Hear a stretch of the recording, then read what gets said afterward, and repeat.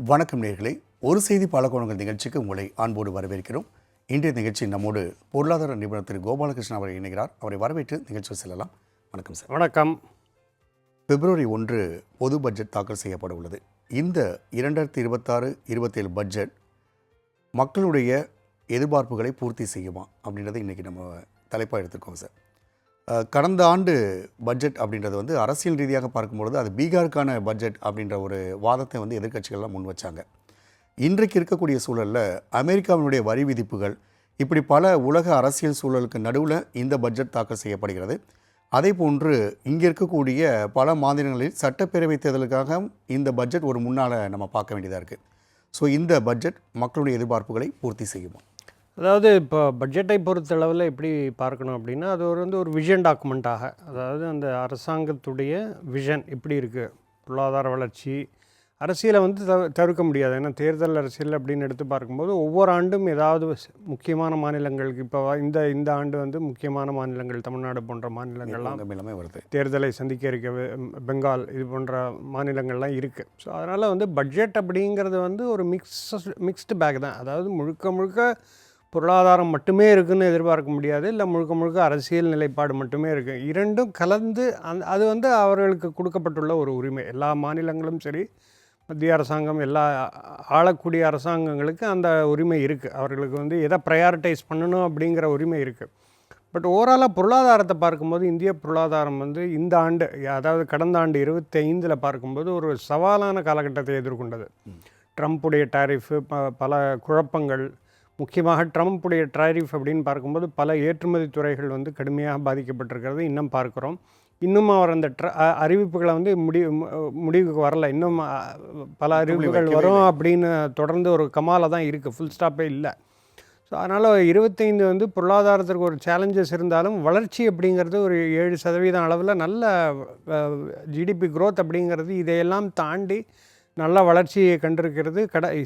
சில நாட்களுக்கு முன்னாடி IMF உடைய அவங்களுடைய கருத்து பிரகாரம் இந்தியா வந்து குளோபல் க்ரோத் இன்ஜின் அப்படின்னு, அதாவது உலகத்திற்கே ஒரு இன்ஜின் மாதிரியான வளர்ச்சியை வந்து இந்தியா பெற்றுக்கொண்டிருக்கிறது, அனுபவித்து கொண்டிருக்கிறது அப்படிங்கிற கருத்தையும் பார்த்தோம். அதனால் பொருளாதார வளர்ச்சி அப்படிங்கிறது இது போன்ற அந்த குளோபல் த்ரெட்ஸ், முக்கியமாக ட்ரம்ப்புடைய த்ரெட்ஸ் இருந்தாலும் வளர்ந்ததை கடந்த ஆண்டு பார்த்தோம். இந்த ஆண்டும் அந்த வளர்ச்சி இருக்கும் அப்படின்னு RBI போன்ற நிறுவனங்களும் சரி, சர்வதேச ஆய்வு நிறுவனங்களும் அரௌண்ட் 7% அந்த ரேஞ்ச் எல்லாருமே ப்ரெடிக்ட் பண்ணியிருக்காங்க.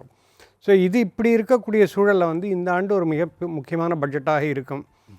எந்த அடிப்படையில் அப்படின்னா, பொருளாதாரத்துக்கு வந்து அடுத்த கட்ட நகர்வு, இந்த 8%, 7-8%, 8% 10% போகணும் அப்படின்னா தொடர்ந்து ரிஃபார்ம்ஸ் அப்படின்னு சொல்லக்கூடிய இந்த சீர்திருத்தங்கள், பொருளாதார சீர்திருத்தங்கள் பல்முனையில், அதாவது அது வந்து வரி விதிப்பாக இருக்கட்டும், இல்லை ஈஸ் ஆஃப் டூயிங் பிஸ்னஸாக இருக்கட்டும், இல்லை பழைய, அதாவது ஒரு 100 வருடம் இருக்கக்கூடிய அந்த லாஸ் எல்லாம் வந்து ரிப்பீல் பண்ணுறதாக இருக்கட்டும், பல விஷயங்கள் முன்னெடுப்பு தொடர்ந்து சென்ற ஆண்டு அது நிறைய நிறைவேற்றப்பட்டிருக்கு. இந்த ஆண்டும் தொடர்ந்து அது நிறைவேற்றப்படும் பட்சத்தில் நமக்கு இந்த குளோபல் த்ரெட்ஸை தாண்டி நம்மளுடைய உள்நாட்டு வளர்ச்சி, அதாவது உள்நாட்டில் இருக்கக்கூடிய கன்சியூமர் க்ரோத் அப்படின்னு சொல்லக்கூடிய நம்ம நுகர்வு, உள்நாட்டு சந்தையில் இருக்கக்கூடிய நுகர்வின் காரணமாக அந்த வளர்ச்சி அப்படிங்கிறது கன்சிஸ்டண்ட்டாக இருக்கிறதுக்கான வாய்ப்புகள் இருக்குது. அதைத்தான் முக்கியமாக இந்த வரக்கூடிய பட்ஜெட்டில் வந்து ஹேண்டில் பண்ணக்கூடியதை நம்ம பார்க்கலாம். அதே மாதிரி பட்ஜெட் அப்படின்னு சொன்னோடனே பொதுமக்களுடைய எதிர்பார்ப்பு என்னவாக இருக்கும் அப்படின்னா, வரிச்சலுகை. சென்ற முறை வந்து வரிச்சலுகை வந்து ஒரு 12 லட்சம் வரைக்கும் வரியை வந்து உங்களுக்கு சலுகை கொடுக்குறாங்க, நீங்கள் டேக்ஸ் கட்ட தேவையில்லைன்ற மாதிரி. அதே மாதிரி இந்த வாட்டியும் ஒரு எதிர்பார்ப்பு நம்ம மக்கள்கிட்ட இருக்கும், அது பூர்த்தி செய்யப்படுமா? அதாவது ஏற்கனவே வரி பர்சனல் டேக்ஸ் பொறுத்தளவில் அறிவிக்கப்பட்டிருக்கு, அது வரவேற்கவும் பட்டிருக்கு, அது பலனளிக்கிறதையும் பார்த்துருக்குறோம். பட் புதிதாக ஆண்டுக்காண்டு அது எதிர்பார்ப்பு பூர்த்தி செய்யப்படுமா அப்படிங்கிறது, ஏன்னா அரசாங்கத்திற்கு இருக்கக்கூடிய அந்த வருவாய் பற்றாக்குறை, இது போன்ற டெபிசிட்ஸ் எல்லாமே பார்க்கும்போது கட்டுக்குள்ளே வைத்திருக்கணும். ஏன்னா வரி வருவாய் அப்படிங்கிறது தான் முக்கியமான, அரசாங்கத்திற்கு முக்கியமான வருவாய் அப்படிங்கிறது வந்து வரி வருவாய் தான். அது டைரக்ட் டேக்ஸஸாக இருக்கட்டும், இல்லை ஜிஎஸ்டி வருவாயாக இருக்கட்டும், எதுவாக இருந்தாலும் அவர்களுடைய வருவாய் முக்கியம். ஸோ அந்த அடிப்படையில் பார்க்கும்போது இது பேலன்ஸ் பண்ணி அவங்க ஆல்ரெடி கொடுத்ததுனால இந்த ஆண்டு அதை பற்றிய பேச்சுக்களும் பெரிய அளவில் இல்லை. நம்ம அதையுமே பார்க்கலாம். இப்போ நியூஸ் பொதுவாக ஃப்ளோவில் பார்க்கும்போது எக்ஸ்பெக்டேஷன்ஸ் அப்படின்னு வரும்போது இதற்கு மேலே ஒன்றும் பர்சனல் இன்கம் டேக்ஸ் பொறுத்த அளவில் பெரிய மாறுதல்கள் வரும் அப்படின்னு எதுவும் எதிர்பார்ப்பு இருக்க வேண்டாம். பட் பொருளாதாரம் வளர்ச்சி அப்படிங்கிறது வந்து எல்லோருக்குமே உண்டான ஒரு ஒரு அந்த எதிர்பார்ப்பு இருக்கணும். நம்ம கடந்த இப்போ சில ஆண்டுகளாக நம்ம மாநிலங்கள் அளவில் வந்து பொருளாதாரம் பேசப்பட்டு வருவதே ஒரு மிகப்பெரிய ஒரு வரவேற்கத்தக்க விஷயம். ஏன்னா மாநிலங்களுடைய கூட்டு வளர்ச்சி தான் இந்தியாவுடைய ஒட்டுமொத்த பொருளாதார வளர்ச்சி அப்படின்னு. எல்லா மாநிலங்களும் 28 மாநிலங்கள் 8 யூனியன் பிரதேசங்கள் சேர்த்து இருக்கக்கூடிய வளர்ச்சி தான் இந்தியாவோட ஜிடிபின்னு சொல்கிறோம் நம்ம. ஸோ அதனால் மாநிலங்கள் அளவில் இப்போ வந்து பொருளாதாரம் பற்றி பேசுவதோ இல்லை வந்து முதலீடுகளை ஈர்ப்பதை பற்றி பேசுவது, இது போன்ற விஷயங்களெல்லாம் மக்களுக்கு வந்து ஒரு விழிப்புணர்ச்சி ஏற்படும் பொழுது, அவர்களுடைய புரிதலும் மாறும்பொழுது உண்மையான வளர்ச்சி, தனி மனித வளர்ச்சி அப்படிங்கிறது பொருளாதார வளர்ச்சி ஏற்பட்டால் தான் முடியும் அப்படிங்கிற அந்த நம்பிக்கையை பெற வேண்டும். அதே வேளையில் வந்து பார்த்திங்க அப்படின்னா, சென்ற ஆண்டு ஒரு கடன் வந்து நம்மளுக்கு இருக்கிறது வந்து பார்த்திங்கன்னா ஒரு 150 லட்சம் கோடி வரைக்கும் ஏறிடுச்சு அப்படின்னு சொல்லும்பொழுது, இந்த முறை சமூக நலன் சார்ந்த ஒரு திட்டங்களுக்கான ஒரு ஒதுக்கீடுகள் வந்து அதிகமாக இருக்குமா? ஏன்னா ஒவ்வொரு முறையும் மத்திய அரசு வந்து பார்த்திங்க அப்படின்னா வேளாண்களுக்கு ஒரு பட்ஜெட்டை குறைச்சிட்டே வர்றதையும் நம்ம பார்க்க முடியுது, சமூக நலன் சார்ந்த திட்டங்கள் குறைச்சிட்டே வர்றதையும் நம்ம பார்க்க முடியுது, கல்விக்கான திட்டங்களையும் குறைச்சிட்டு வரதை நம்ம பார்க்க முடியுது. அப்போ இந்த வாட்டி இந்த விஷயங்களுக்கெல்லாம் முன்னுரிமை அளிக்கப்படக்கூடிய வாய்ப்புகள் இருக்குமா? அதாவது இந்த நம்ம பொருளாதாரம் பொறுத்தளவில் இன்னும் அந்த ஒர்க் இன் ப்ரோக்ரஸ் தான் நடந்து கொண்டிருக்கு. அதாவது நிறைய இன்ஃப்ராஸ்ட்ரக்சர் முதலீடுகள் அதிகரிக்க வேண்டும். ஏர்போர்ட்ஸு, இது போன்ற ரயில்வே திட்டங்கள், சாலை திட்டங்கள், இது போன்ற விஷயங்கள் அடிப்படை அந்த கட்டமைப்பை உறுதி செய்தால்தான் வந்து பொருளாதார வளர்ச்சியை வந்து அது தூண்டும். அதுதான் சைனாவுடைய மாடல் நம்ம 30 ஆண்டுகளாக பார்க்குறோம். பல மேற்கத்திய நாடுகளுடைய மாடலும் அதுதான். நம்ம இன்னமுமே அந்த அந்த பேராமீட்டர்ஸ் எடுத்து பார்க்கும்போது பெரிய அளவில் உள்கட்டமைப்பு அப்படிங்கிறது வந்து இன்னும் அந்த அளவுக்கு பொருளாதார வளர்ச்சியை ஜஸ்டிஃபை பண்ணுற அளவுக்கு இன்னும் உயரலை. அதனால தான் கடந்த 7, 8, 10 ஆண்டுகளாக பார்க்கும்போது அதிகப்படியான செலவினங்கள் வந்து இந்த உட்கட்டமைப்பில் போய்கிட்டு இருக்கு. ரயில்வே நெட்வொர்க்காக இருக்கட்டும், சாலை திட்டங்கள், இது ஏர்போர்ட்ஸ், புதிய ஏர்போர்ட்ஸ் கொண்டு வருவது, இது போன்ற திட்டங்கள் வந்து கொண்டிருக்கு. அந்த அடிப்படையில் பார்க்கும்போது இந்த கூற்று கரெக்டு தான். அதாவது இந்த சமூக நல திட்டங்கள், இந்த சோஷியல் வெல்ஃபேர் ஸ்கீம்ஸ், எஜுகேஷன், இதற்கு வந்து கூடுதல் செலவினம் நம்ம பண்ணுறது வந்து நியாயமான விஷயந்தான். அதில் எந்த விதமான மாற்று கருத்தும் இல்லை. பட் அதற்குண்டான நிதி ஆதாரம் அப்படிங்கிறது வந்து லிமிட்டடாக தான் இருக்குது. நம்ம வந்து எதில் எப்படி ஸ்பெண்ட் பண்ணுறது அப்படிங்கிற அந்த ப்ரையாரிட்டைசேஷன் அப்படிங்கிறது பார்க்கும்பொழுது இப்போவும் நமக்கு வந்து பொருளாதார கட்டமைப்பை மேம்படுத்துவதற்கு தான் செலவினங்கள் அதிகமாக போய் கொண்டிருக்கிறது. அதனால தான் இந்த ஜிஎஸ்டி வருவாயெல்லாம் ரொம்ப மிகப்பெரிய ஒரு பேக் போனாக இந்த இன்ஃப்ராஸ்ட்ரக்சர் பில்டிங்க்கு ஏற்பட்டு கொண்டிருக்கு. அந்த வேளையிலே கண்டிப்பாக அரசாங்கத்தை பொறுத்தளவில் இரண்டுமே பேலன்ஸ் பண்ணி கொண்டு தான் நகரணும். ஏன்னா அவங்களுக்கு வந்து ஒட்டுமொத்தமாக சமூக நலத்துறை மட்டுமே ஃபோக்கஸ் பண்ணால் பொருளாதார சிக்கல்கள் ஏற்படும், இல்லை பொருளாதாரம் மட்டுமே ஃபோக்கஸ் பண்ணால் சமூக நல திட்டங்களில் பாதிப்புகள் ஏற்படும். அதனால் இரண்டுமே ஒரு பேலன்சிங்காக எடுத்து பண்ணக்கூடிய ஒரு தருவாயில் தான் இருக்கும். நம்மளுடைய இந்த அடித்தளம், அந்த ஃபவுண்டேஷன் விரிவடைந்தால் மட்டும்தான். இப்போ ஒரு $4 ட்ரில்லியன் பொருளாதாரத்தில் இருக்கும். நம்ம அடுத்தடுத்த லெவலுக்கு போகும்போது தான் நமக்கு வந்து கூடுதலாக வருவாய் ஏற்படும் போது அதை வந்து நம்ம சோஷியல் வெல்ஃபேர் ஸ்கீம்ஸுக்கு ஸ்பெண்ட் பண்ணக்கூடிய ஒரு கெப்பாசிட்டி ஏற்படும்.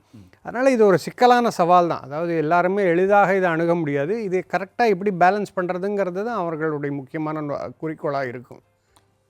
இன்றைக்கு ஒரு சூழல் வந்து பார்த்திங்க அப்படின்னா உலக அளவில் நம்ம அங்கங்கே போர்கள் நடக்கிறத நம்ம பார்க்க முடியுது. அப்போ நீங்கள் சொல்கிற மாதிரி ஒரு இன்ஃப்ராஸ்ட்ரக்சரில் ஏற்கனவே நம்ம வந்து பாதுகாப்பு துறைக்கு அதிகமான செலவுகள் செஞ்சுட்டு வரும்பொழுது இந்த முறை இந்த பாதுகாப்பு விஷயங்களில் என்ன ஒரு முன்னெடுப்பு அதிகமாக இருக்கும்? ஏன்னா இன்றைக்கி எல்லாமே ட்ரோன் தாக்குதல் அளவுக்கு இன்றைக்கி வந்துட்டாங்க. நம்ம அந்த விஷயங்களையும் இன்றைக்கி பாதுகாக்க அதுக்கான ஒரு ஒதுக்கீடும் செய்ய வேண்டியது இருக்கு இல்லையா? கண்டிப்பாக. அதாவது இப்போவே அவுட் சைட் பட்ஜெட்டே இப்போ கடந்த சில வாரங்களாக பார்க்குறோம். நிறைய ரஃபேல் டீல்ஸாக இருக்கட்டும், இது போன்ற பல விஷயங்கள் வந்து முன்னெடுக்கப்பட்டிருக்கு. ஏன்னா நமக்கு வந்து இப்போ முழுக்க நம்மளை சுற்றி ஒரு அச்சுறுத்தல், இந்த பக்கம் பாகிஸ்தான், அந்த பக்கம் பங்களாதேஷ், சைனாவுடைய ஆதரவுனால் பங்களாதேஷ், இது போன்ற நேபாள் ஒரு பெரிய ஆதரவு நாடாக இல்லை, ஸ்ரீலங்காலையும் சைனாவுடைய ஒரு இன்ஃப்ளூயன்ஸ் இருக்குது. அப்படிங்கிறதுனால நம்ம வந்து ஒரு சர்க்கிள் பண்ணப்பட்டிருக்கிறத நம்ம உணரலாம். ஸோ அதனால் முக்கியமாக இப்போ பங்களாதேஷுடைய அந்த சிச்சுவேஷன், அங்கே இருக்கக்கூடிய அந்த உள்நாட்டு குழப்பங்கள் அப்படிங்கிறது வந்து இந்தியாவுக்கு ஆதரவாக இல்லை. அது ஒரு தளமாக பயன்படுத்தப்படலாம். அப்படிங்கிற பட்சத்தில் பார்க்கும்போது கண்டிப்பாக செலவினங்கள் கூடத்தான் செய்யும். பட்ஜெட்டுக்கு அவுட் சைட்லேயே நம்ம பார்க்குறோம், நிறைய டிஃபென்ஸ் எக்ஸ்பெண்டிச்சர் அப்படிங்கிறது உயர்ந்து கொண்டிருக்கு. பட்ஜெட்லேயும் அது உயர்வதற்கான வாய்ப்புகள் இருக்குது. ஏன்னா இது வந்து இப்போதைய தேவை. ஏன்னா சைனாவுடைய ஆதிக்கம் வந்து இன்னும் ஏஷியா பேக்கில் வந்து ஒரு மிகப்பெரிய ஒரு சவாலாக இருக்குது.